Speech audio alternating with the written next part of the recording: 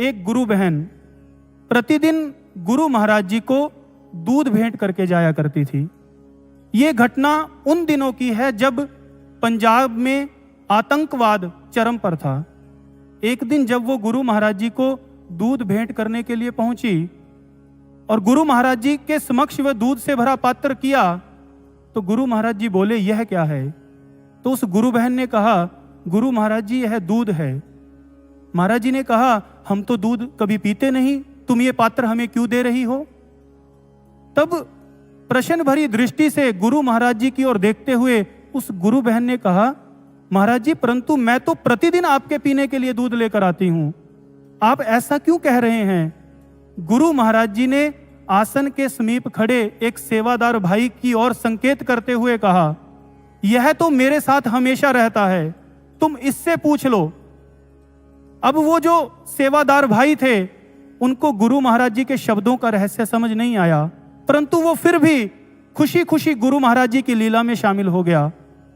उसने उस गुरु बहन से कहा, मैंने तो आज तक गुरु महाराज जी को दूध पीते नहीं देखा और आपने कभी भेंट किया हो ऐसा भी कुछ याद नहीं है।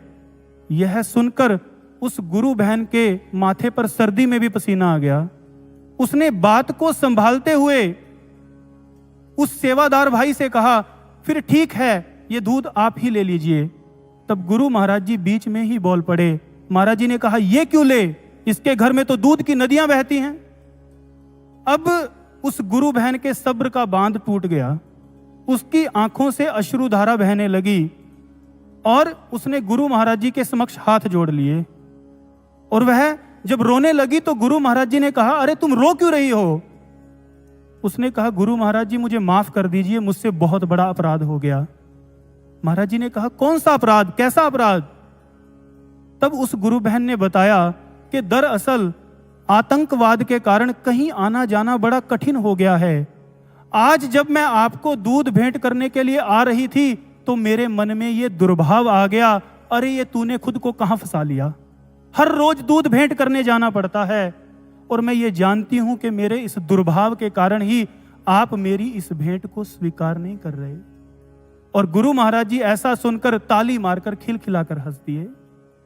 गुरु महाराज जी हमारी भेंट नहीं, हमारे भावों को ग्रहण करते हैं। भाव बिन कोई पुकारे वो कभी सुनते नहीं। भाव से अर्पण करो तो एक फूल भी स्वीकार है। भाव के भूखे प्रभु भाव ही एक सार है। भाव से उनको भजो तो भव से बेड़ा पार है।